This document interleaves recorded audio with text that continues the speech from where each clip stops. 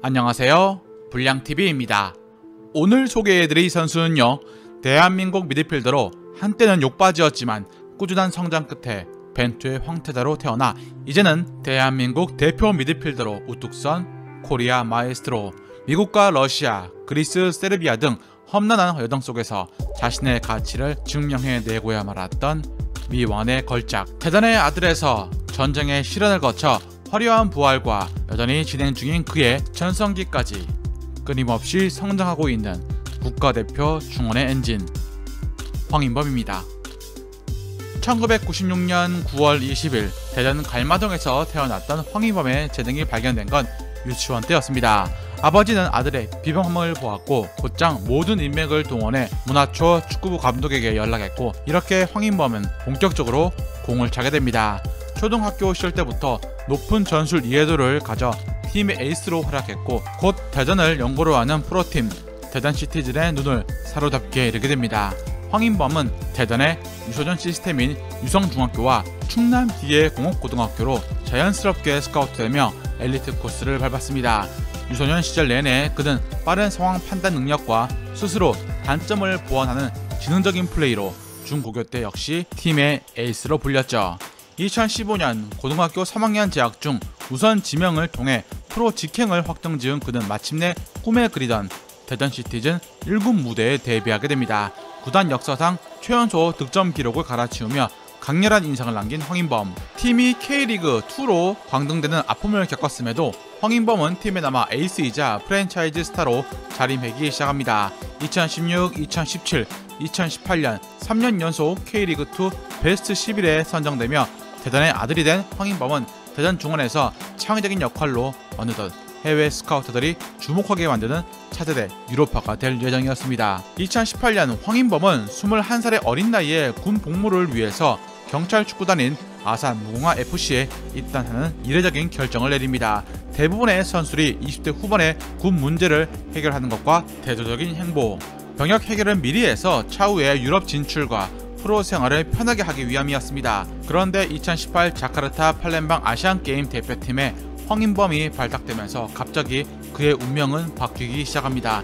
이 대회에서 극적인 금메달을 획득하게 되면서 9개월 만에 조기 전역을 하게 된 것입니다. 대전 구단 측은 조기에 황인범이 합류해 성적이 급상승했고, 더불어서 유럽 구단들은 병역이 해결된 황인범에게 러브콜을 보냅니다. 메넨글라드바흐 브레멘 등 유럽 구단들의 관심에도 불구하고 황인범은 미국 MLS 밴쿠버를 선택했고, 그 이유는 자신을 키워준 대전 클럽에 많은 이적료를 안겨주고 싶어서였습니다. 밴쿠버는 20억, 분데스리가는 이것의 절반이었죠. 많은 팬들이 기대했던 유럽이 아닌 미국행에 대한 의문이 있었지만 대전의 아들이었던 것만큼 구단에 20억이란 거금을 안겨준 보답이라고 생각을 했습니다. 23살의 황인범은 밴쿠버에서 입단과 동시에 팀에서 가장 기술적으로 뛰어난 선수 중 한 명으로 인정받으며 중원의 핵심으로 자리 잡게 됩니다. 밴쿠버는 전체적으로 전력이 약한 팀이었고, 황인범은 고군분투할 수밖에 없는 에이스였습니다. 홀로 게임을 뒤집어야 하는 체인저 역할을 요구받았지만 황인범은 조력자에 가까운 스타일, 따라서 팀 내 최고 이적료를 기록했던 황인범이 공격 포인트 측면에서 취약하다는 비판을 받기도 했습니다. 국가대표로 발탁되었던 황인범 역시 팬들의 비난을 피해갈 수 없었죠. 벤투 감독의 부름을 받고 A매치에 데뷔했지만 상대적으로 왜소한 피지컬과 수비력에 대한 의문점이 제기되며 벤투는 왜 황인범을 계속 기용하는가라는 비판이 끊이지 않았습니다. 오죽하면 축구팬들이 황인범 선발을 볼 때마다 제발 저 선수 빼라고 간청했을 정도. 그러나 벤투 감독의 믿음은 확고했습니다. 황인범의 후방으로부터 시작되는 빌드업이 벤투의 점유율 축구라는 자신의 철학을 실현해줄 완벽한 지휘자로서 가능성을 본 것입니다.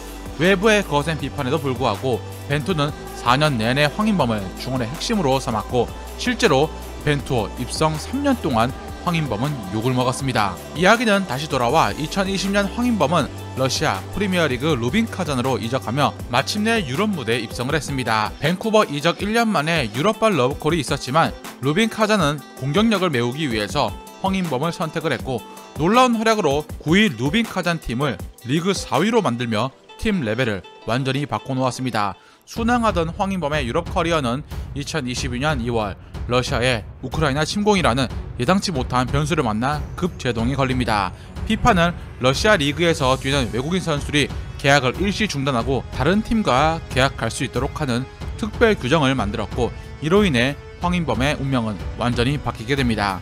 황인범은 곧 있을 월드컵 때문에 경기 감각 유지를 위해서 FC 서울과 4월부터 3개월 단기 계약으로 K리그로 잠시 복귀까지 하기도 했습니다. 고향팀 대전에 복귀 못한 것에 대한 미안함 때문에 대전 팬들에게 양해를 구하는 것도 잊지 않았죠. 그리고 여름 이적 시장에서 그리스 클럽인 올림피아코스와 계약해 월드컵 몇 달 전 그는 팀의 선발 자리를 꿰차는 데 성공합니다.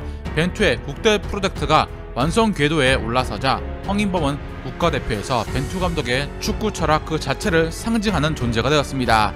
벤투는 황인범의 약점을 보완하기 위해서 정우영과 같은 헌신적인 수비형 미드필더를 파트너로 붙여주는 맞춤형 전술을 설계했고, 4년간의 역할과 믿음 쪽에서 황인범은 뛰어난 선수로 성장할 수 있게 됩니다. 2022 카타르 월드컵에서 황인범은 우루과이, 포르투갈 등 세계적인 미드필더진을 상대로 전혀 주눅 들지 않는 경기력을 선보였고, 조별리그 3경기에서 총 89의 전진 패스를 기록해 전체 선수 중 3위에 오릅니다. 파이널 서드로 보낸 패스는 54회로 페드리, 브루노 페르난데스 같은 슈퍼스타들을 제치고 1위를 차지한 황인범이었죠. 월드컵이 끝난 뒤 소속팀으로 돌아가서 후반기 리그 황인범은 리그 최고의 미드필더로 활약해 올림피아코스 올해의 선수가 됩니다. 하지만 시즌 종료 후 이적을 원하는 황인범과 구단 사이의 계약 내용 해석을 둘러싼 갈등이 불거집니다. 피파 특별 규정하에 체결된 복잡한 1+2 계약 조건이 불씨가 되었고, 양측의 관계는 틀어지고 말았죠. 올림피아코스와의 갈등 끝에 그가 향한 곳은 세르비아의 챔피언 지베지다였습니다. 축구 팬들은 더 큰 리그로 가길 원했는데 황인범은 지베지다에서 리그를 완벽하게 지배하며 팀의 리그 우승과 컵 대회 우승을 안깁니다. 그리스 리그 올해의 선수 2위에 오른 데 이어서 세르비아 리그 올해의 선수로 선정되며 자신의 가치를 유럽 무대에 또 한 번 증명했습니다.